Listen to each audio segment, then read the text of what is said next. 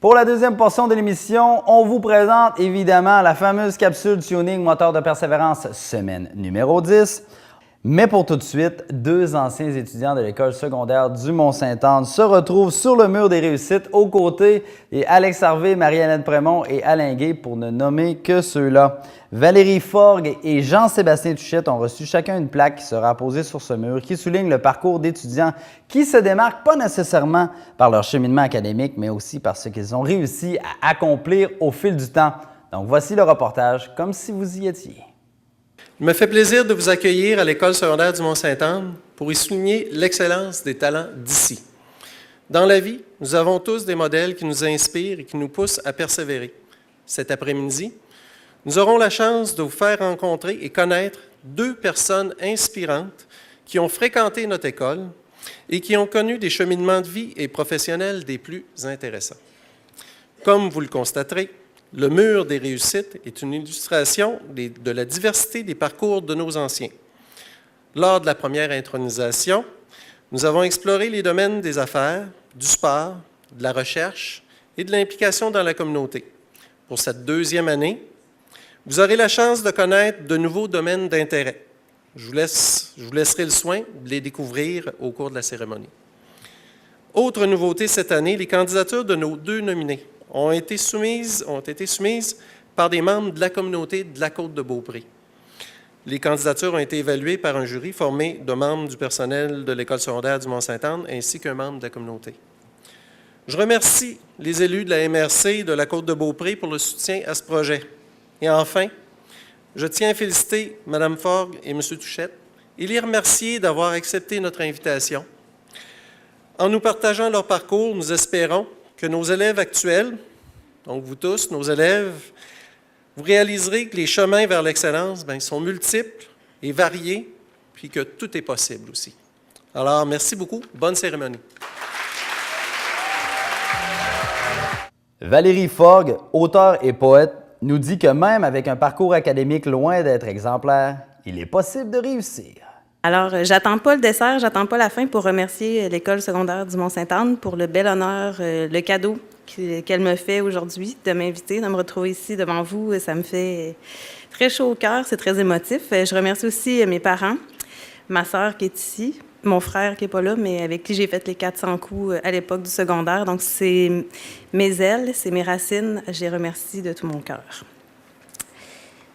D'aussi loin que je me rappelle, du primaire à l'université, ce que j'ai toujours préféré à l'école, c'est la bibliothèque. Aujourd'hui, j'ai 35 ans. Je travaille dans une bibliothèque depuis 10 ans. J'ai écrit 4 livres qui m'ont mené, comme monsieur l'a dit, dans tout plein d'endroits magnifiques, le Liban, la France, le Mexique, le Cameroun. Aujourd'hui, ils me conduisent sur le mur des réussites de l'École secondaire Mont-Sainte-Anne. L'automne dernier, quand M. Mainville m'a téléphoné pour m'annoncer que ma candidature avait été retenue, j'ai été surprise et émue. Il faisait soleil, je m'apprêtais à faire de la popote, et quelques jours plus tôt, j'avais reçu une réponse négative d'un éditeur pour un recueil de poésie que j'avais envoyé. Donc, disons que son téléphone m'a fait du bien, ça m'a boosté un peu l'estime, mais ça tombait à point. Donc, j'ai été surprise, oui, parce que, je ne savais pas que ma candidature avait été soumise. Aussi, surtout parce que mon passage à l'école secondaire n'a pas été des plus exemplaires, pour toutes sortes de raisons. J'étais rêveuse, un peu décalée, pas tout à fait comme les autres. Je ne me sentais pas vraiment à ma place. C'était un peu comme si j'avais été projetée dans une autre paire de bottes, pas tout à fait ajustée à mes pieds. À travers les performants, les ski-études, les intellos à qui tout réussissait, puis les métalleux, ceux qui se tenaient près de la cafétéria, j'étais pas particulièrement populaire, mais pas non plus souffre-douleur, assise juste assez au milieu pour que chaque jour soit une petite lutte pour garder ma place dans cet étrange écosystème qui est une polyvalente dans les années 90. J'ai fait des choses dont je ne suis pas particulièrement fière aujourd'hui, dans l'espoir d'être plus estimée. J'ai fait du mal à d'autres personnes dans l'espoir de moins souffrir. Il me semble que je ressemblais à personne. J'étais en quête d'autres personnes comme moi. Et heureusement, j'en ai trouvé. J'ai noué des amitiés à l'École secondaire du Mont-Sainte-Anne qui font encore partie de ma vie aujourd'hui. C'est une des plus belles choses qui me reste de mes années passées ici. J'ai été étonnée d'être retenue aussi pour le mur parce que mon dossier académique laissait à désirer. J'ai doublé mon secondaire 3. Je m'intéressais à pas grand-chose, sinon aux cours d'anglais, de morale et de français, spécialement les cours de M. Jeannot-Savard, qui était super dynamique, enthousiaste, passionné. C'est quelque chose de contagieux qui marque l'imaginaire quand on s'intéresse aux mots. Je passais donc beaucoup de temps en bibliothèque. J'aimais m'évader, m'élever, fuir et rêver. Les livres m'offraient tout ça. Et je me rappelle de la sensation étouffante quand le temps s'est approché de choisir quelle carrière il fallait choisir, dans quel cégep. On allait visiter les cégeps. Là. C'était la panique. Parce que pour moi, je voyais rien devant, rien de concret. J'imaginais souvent que j'aurais juste à écrire. Je me disais, les gens qui écrivent des livres, qu'est-ce qu'ils font? Ils ont des feuilles puis des crayons, c'est tout. Ils n'ont pas besoin d'aller à l'école, ils n'ont pas besoin, ils écrivent. C'était concret. Mais ça me semblait hors d'atteinte. Déjà, à cet âge-là, j'écrivais, sauf que je ne gardais pas mes écrits, là, je les déchirais tout à mesure.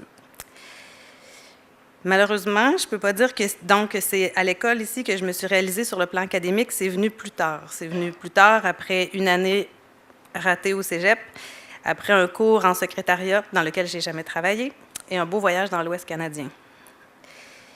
Grâce au soutien de ma famille et de mon amoureux de l'époque qui valorisait beaucoup les études, mais aussi et surtout l'importance de croire en soi et de faire ce qu'on aime dans la vie. Mes plus beaux souvenirs à l'école secondaire, donc le temps passé sur la butte, dehors, avec mes amis, celui passé à la bibliothèque, les discos dans la cafétéria, je ne sais pas s'il y en a encore, non. Et mon premier voyage à New York, c'est à peu près ça. Je réalise que, même si ça n'a pas l'air beaucoup, je réalise en fait qu'ils contiennent à eux seuls l'essence de ce qui est ma vie, ce qui fait que ma vie est belle aujourd'hui. Être entourée des gens que j'aime, l'amour des livres, ceux que j'écris et ceux que je lis, mon travail en bibliothèque et mon amour des voyages. Enfin, j'ai été très émue que mon parcours soit souligné comme un exemple de réussite, puisque trop souvent, ce qui est important ou ce à quoi on s'arrête, c'est les notes, la performance, ce qui saute tout de suite aux yeux. Je ne dis pas que l'excellence n'existe pas. Bien sûr qu'elle existe. Il y aura toujours des très bons, des moyens et des moins bons. C'est fait comme ça, mais l'excellence peut prendre différentes formes et non seulement quelques chiffres sur un bout de papier. Je crois que le devoir le plus important pour chacun d'entre nous, c'est de viser l'excellence en faisant honneur à ce que nous sommes, tous uniques et différents.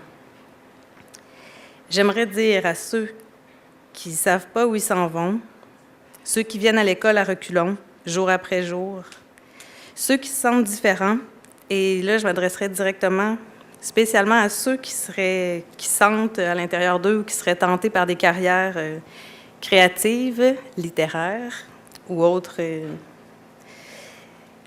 Je m'adresse à eux parce que c'est pas souvent, les carrières, c'est pas celles qui sont les plus encouragées toujours. Des fois, ça fait peur. On se demande qu'est-ce que mon enfant va faire. Il n'y a pas de travail, tout ça. Mais j'aimerais leur dire qu'il ne faut pas abandonner, qu'il faut explorer.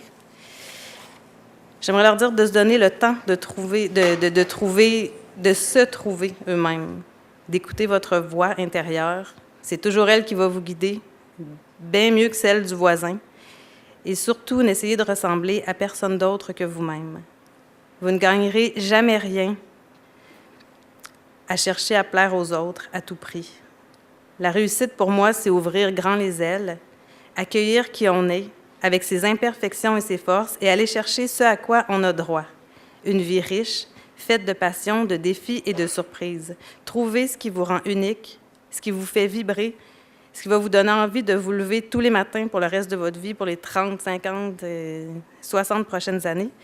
Et soyez heureux. Merci.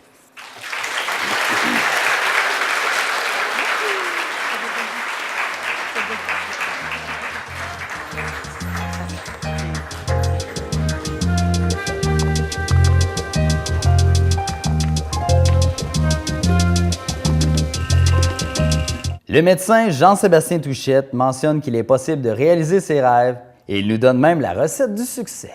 Écoutez, je ne suis pas écrivain, je ne suis pas en littérature, je n'ai pas rédigé de texte. Je vais essayer de faire ça concis. Jeannot, arrête-moi après 5-6 minutes. J'ai jamais été très concis. OK, c'est bon. Bien, tout d'abord, bon après-midi. Ça me fait vraiment plaisir d'être ici, en fait. Très honoré, très fier. Merci à tout le monde d'être ici. Merci à ma famille, à ma conjointe. Merci d'être là. D'être ici, ça me rappelle, en fait, des bons souvenirs, des très bons souvenirs. La dernière fois que j'ai parlé ici devant une salle comme ça, je pense que c'était pour les élections du conseil étudiant secondaire 5, je me rappelle. Ça rappelle ça aussi des très bons souvenirs. C'était assez intimidant aussi de faire une allocution, là, un exposé oral devant 2 de ses anciens professeurs de français, fait que je vais essayer de ne pas vous faire honte. Moi aussi, j'étais un petit peu surpris quand on m'a appelé, sincèrement. Pas par fausse modestie, mais vraiment, vraiment, je ne comprendrais pas trop pourquoi on me demandait d'être ici. Pourquoi moi? C'est Alex Harvey, mon Dieu, des présidents de compagnie. Pour moi, honnêtement, je me vois comme un petit gars de Saint-Fériol qui a réussi à faire un travail qu'il aime au quotidien, puis qui, entre ces moments-là, réussit en fait à triper un petit peu avec ses passions, hein, le voyage, puis le plein air. C'est tout.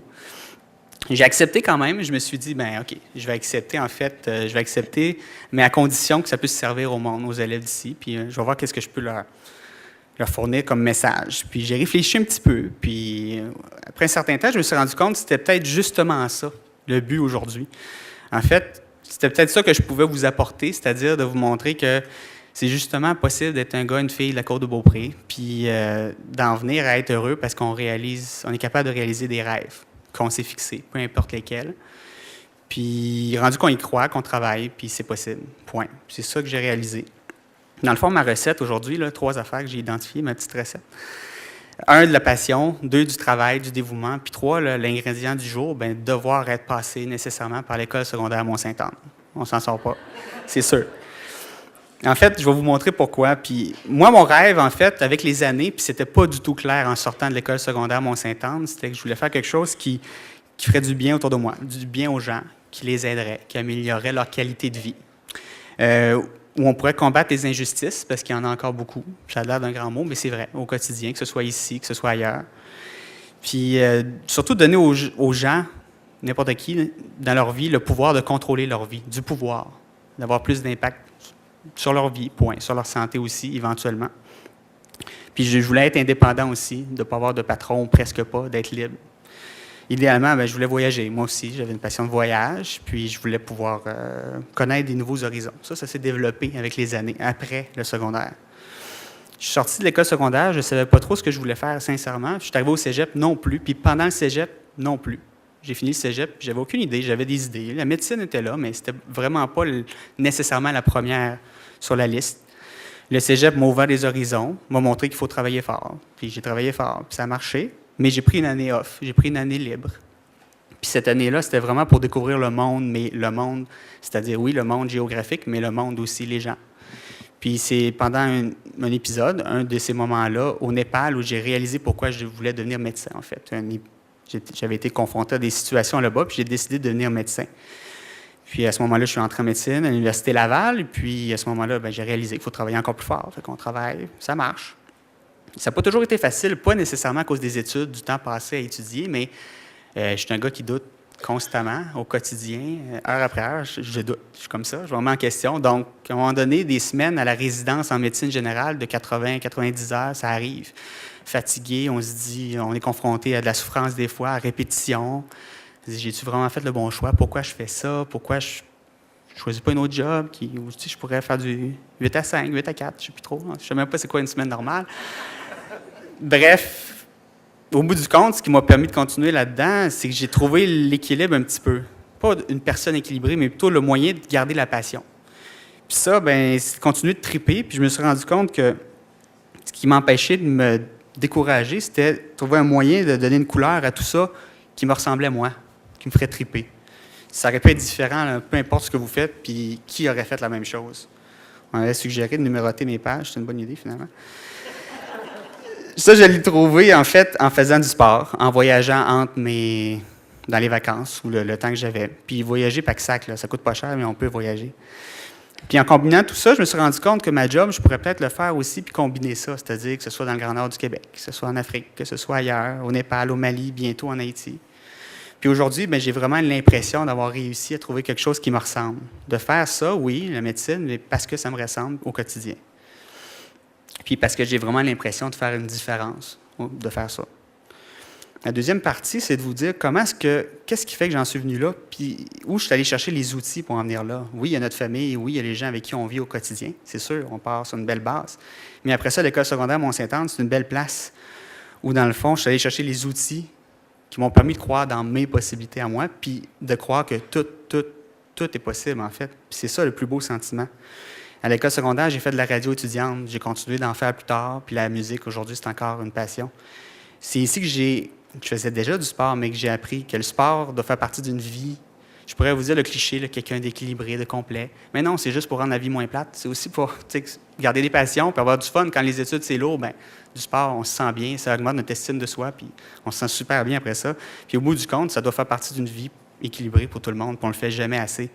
C'est ici que je me rappelle les plus beaux souvenirs à peu près de l'école secondaire, c'est de courir l'automne avec Martin, entre autres, avec Jean-Luc aussi des fois, de courir l'automne d'un sentier en arrière de l'école. C'est parmi mes plus beaux souvenirs, c'était après l'école, mais on se sentait bien, je me sentais bien à faire ça.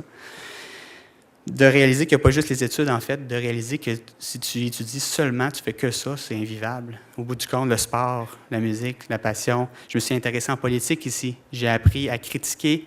J'ai appris dans des cours de français comment critiquer, comment contester, mais comment le faire peut-être de la bonne façon aussi. Je me suis intéressé en politique étudiante. Puis au bout du compte, ça nous ouvre à ce qui se passe en réelle politique. J'ai des cours de sciences ici. Des professeurs m'ont inculqué la passion pour les sciences, puis ça fait partie de la médecine, c'est bien sûr. Puis les cours de français, bien ça, j'ai déjà parlé, hein, la critique, comment contester. Puis finalement, ce qu'on apprend ici à l'école secondaire, bien, c'est à donner quelqu'un. C'est ça qu'on ne réalise pas. On est assis là, je me rappelle d'être là, puis il y a sûrement des gens qui m'ont dit ça en avant d'un micro comme ça, puis on ne le comprend pas quand on est là. Mais on apprend à devenir une personne. Puis on apprend à devenir la personne que nous, on veut, puis ça ressemble un peu à ce que Valérie, tu disais, je pense. C'est pas la personne que nos parents veulent qu'on soit, pas la personne que nos professeurs veulent qu'on soit, que la société veut qu'on soit, mais qu'est-ce que nous, on veut être. Puis c'est ça qu'il faut trouver. C'est pas facile. Puis au bout du compte, je pense qu'ici, à l'école secondaire Mont-Sainte-Anne, il y a tout ce qu'il faut est là pour vous, pour en fait trouver ça. Ils sont là les outils, ils sont là les gens qui peuvent vous aider à identifier ça. Laissez-vous aller, écoutez ce que vous avez envie de faire. C'est pas obligé d'être des notes, c'est pas obligé d'être des résultats scolaires, ça peut être dans les sports. Puis au bout du compte, j'ai la ferme conviction aussi que c'est dans une école comme ici, une école secondaire publique.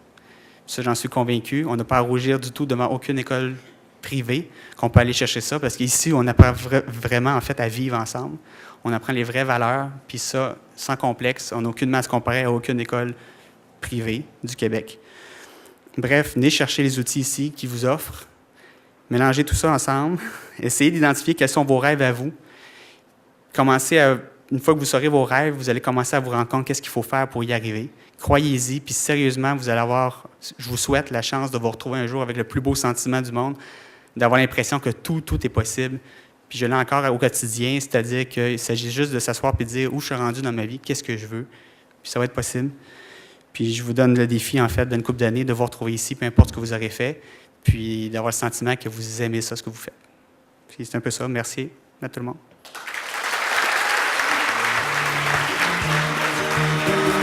Lagana kanu manenya, shiri is kurasa.